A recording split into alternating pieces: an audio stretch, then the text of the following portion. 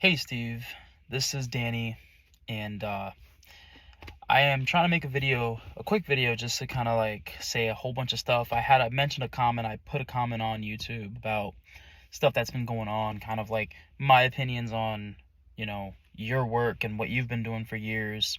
And you probably don't remember me, but Steve, I sent you an email like a couple years ago explaining to how I had such a bad experience with the ITC, and that I had a demonic encounter. Um, a little bit about me though.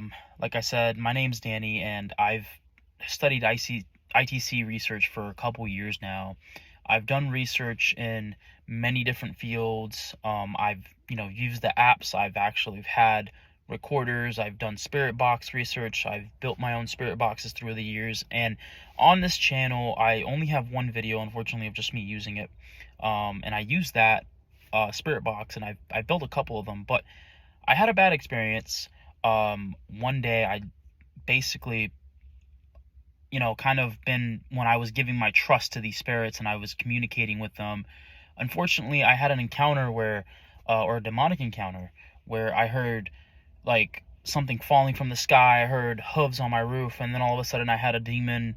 When I was sleeping that night, I had a demon that was trying to kill me, and he was like, scratching the bottom of my foot, and it was like tearing up my flesh and stuff like that. And this demonic encounter basically kind of set me straight and told me, you know what, maybe I'm just talking to demons. And I decided to do research on that and see if it's true, if I am talking to demons or not. So to conclude that, I actually found out that I was in kind of like a spiritual battle at this point. For my soul specifically, I had a succubus attachment, and this all happened in such a short span of time. Like, I was just studying ITC. I had a succubus attachment after that demonic encounter, and ever since then my life has been kind of going downhill. A lot of things, like spiritually, the devil has been attacking me a lot, and I'm a Christian at faith. I know God, I know Jesus, and I've been reborn again a lot of times. And I have lost my faith, I've regained my faith. I'm a very spiritual person. I've seen demons, I've seen demonic creatures and entities, and the devil does not like me because I am just I'm very good spiritually. I can hold my own, and I know a lot of the stuff that goes on behind closed doors. But Steve, a lot of these things, like the actual communication aspect of ITC is and it is very demonic. In fact, I mean, you're speaking directly to, in my opinion, at least from my research, you're speaking to you call them spirits, but they're actually just demonic entities personifying a human personality. They're just making themselves make you believe that you are speaking to a human as they personify it. The reason I say this is because they tend to kind of like sound, they might sound even similar to people, they might look like people, but at the end of the day, the proof that I have for this is essentially, whenever you speak to a spirit, specifically any kind of spirit, in the spirit realm, there's a door, essentially, or like kind of like a housing, which surrounds you in the spirit realm. For an entity to speak with you, they have to cross this door. They have to access you, and for them to have access to you, you have to give them that access. So, basically, you're just letting them possess you. You're letting them take over you. And once you let a spirit come into you, once you let a spirit come into you, they basically have access to your brain, they have access to your thoughts, they have access to every aspect of you, and they can manipulate you and use you in that way. For example, if you give a spirit access to your personality and who you are, if you give them too much information about yourself, I mean, either way, once you let them in you, or once you let them within your spiritual enclosing, in your spiritual self, they can take advantage of you, because now they know your mind, they know what you're thinking, they know what you're going to say, and they can use that against you.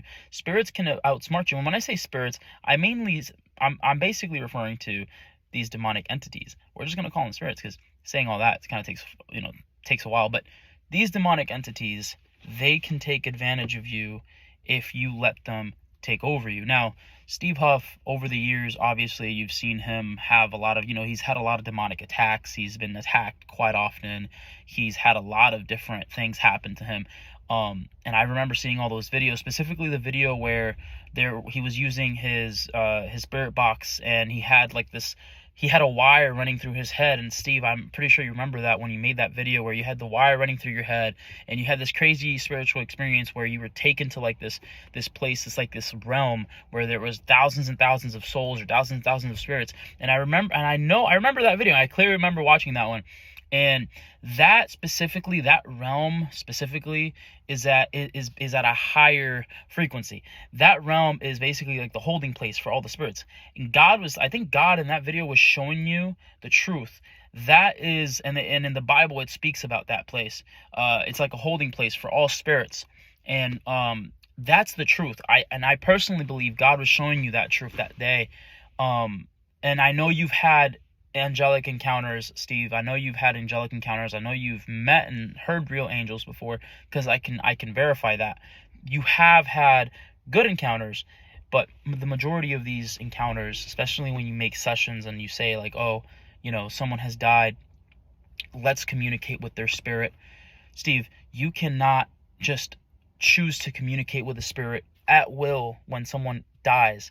There's no such thing as a rule. There's no, because I know you have this like 24-hour rule that you said, that you say it's like I'm sorry if I'm taking it out of context here, but you say that there is maybe like some kind of 24-hour rule or 70-hour rule or something like that when someone dies, that there's this rule that if they're freshly died, then you can actually communicate with them right off the bat, which is not true.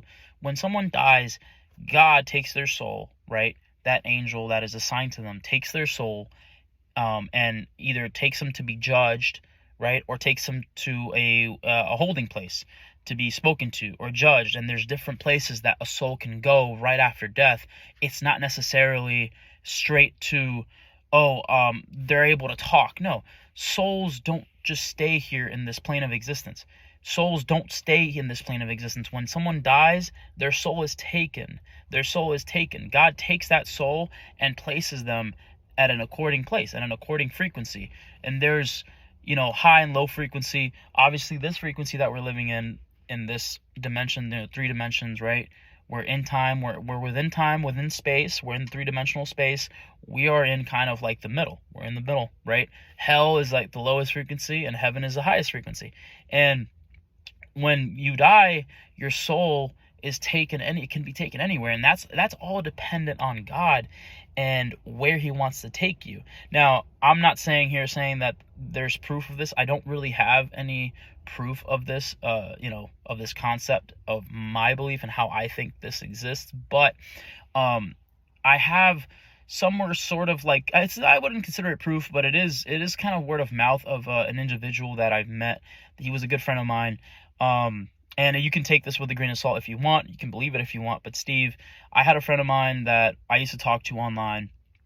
This man, he used to practice a lot of he used to do a lot of out-of-body exercises. He used to take his soul out of his body, and he used to go out of his body a lot. And there's a word for it, and I can't remember it right now. But going out of your own body is very difficult, and it's a practice that I remember you were talking about.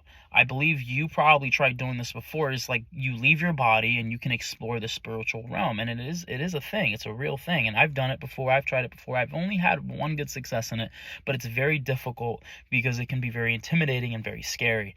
But this out-of-body experience that my friend had, he basically was able to explore a lot of these frequencies that your soul can go. And now, when he was explaining this, he was saying that his soul was tethered to his body, and it was tethered to his body. He was able to explore a lot of the spiritual realms, and he was saying that he was able to go to a high frequency. He was able to go all the way to low frequencies, and he was able to see where a lot of these demons are being held. There are places that he says that is just full of demons, and just like how you saw when God showed you that place where there was all these entities and spirits and this crazy plane of existence. It does exist. That is a real place, and it does exist. And he was able to go there. Now, as far as him having access to all places, he was saying that there's places that he couldn't access, but this plane of existence that we're in, he was saying that he had access to this plane and many others. So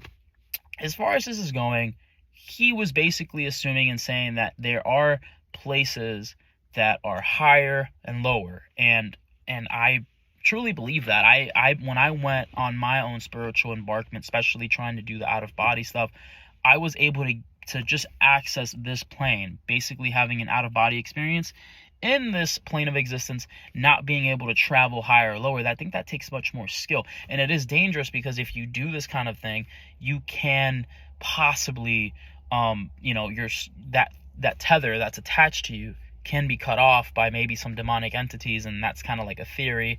But essentially, there are demonic entities in all sorts of planes. Like in this plane of existence, in this frequency, there's a lot of demonic entities, and higher frequencies there's going to be demonic entities, and lower frequencies are going to be demonic entities. But for the most part, it's kind of like a battle between good and evil.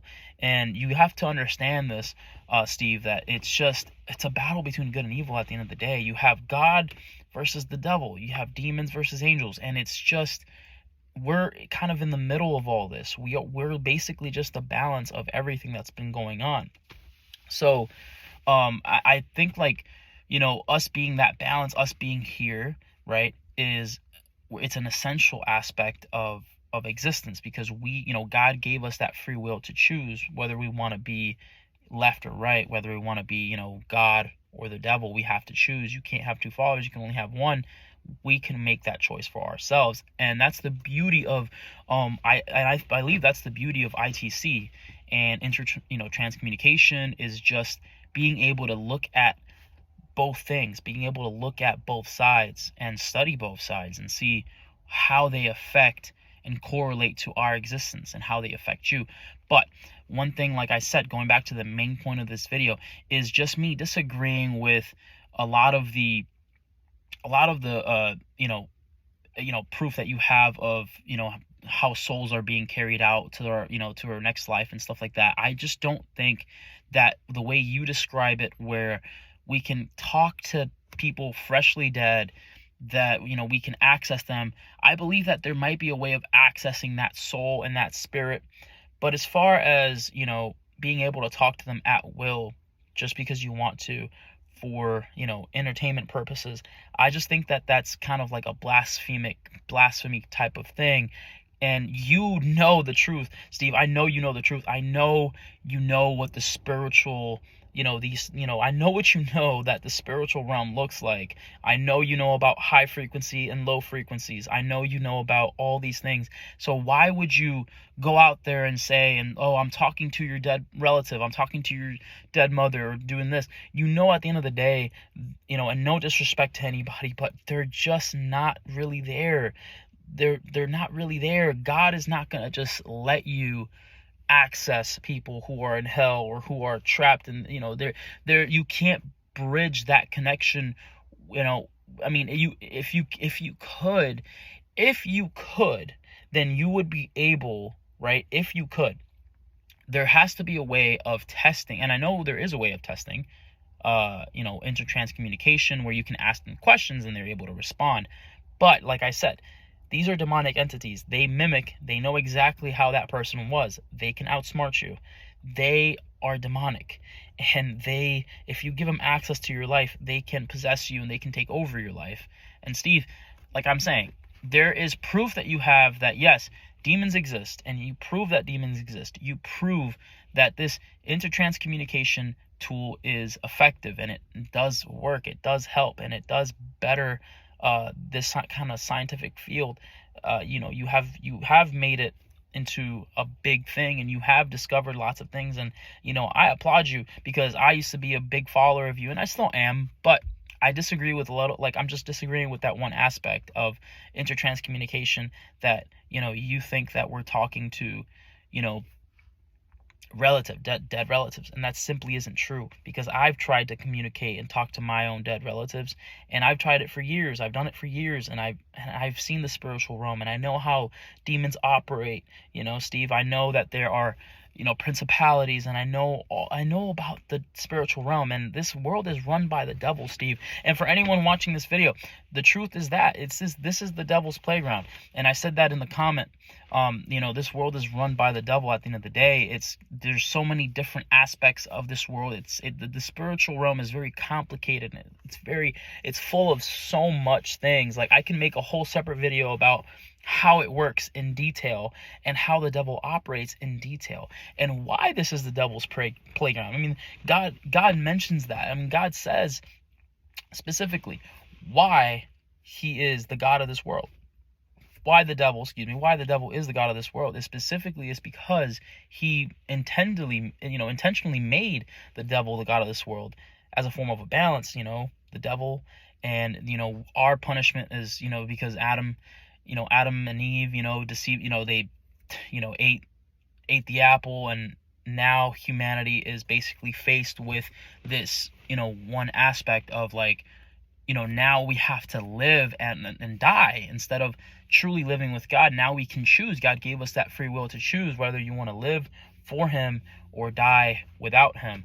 And we're kind of stuck in this era. And then, seeing Steve Huff and seeing all the research that you do for what we have here, it's pretty incredible. And the fact that we've been able to get so far in intra-trans communication is just amazing. And I'm not bashing the field at all. I'm not bashing Steve Huff. I'm like I said, I've always been a fan. I've always been someone that has kind of looked up to you and seen you as, like, just this great person that you just spread love and positivity. And by all means, Steve, no hate coming towards you, but I'm just challenging a simple notion and a simple fact. I'm just challenging I'm challenging you, and I'm challenging your research, because you know what, at the end of the day, everyone has an opinion, and I want to be able to kind of, like, go ahead and challenge what you believe and test it. And at the end of the day, if we can maybe come to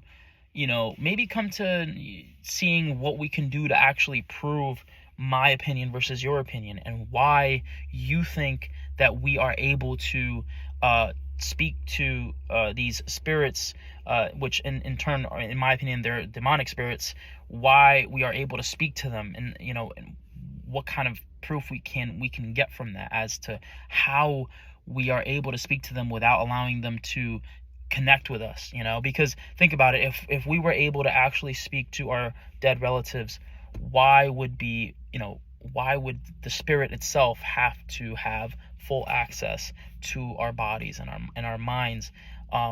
If we were truthfully able to have communication with them, they wouldn't need to do that, because the spirit would know.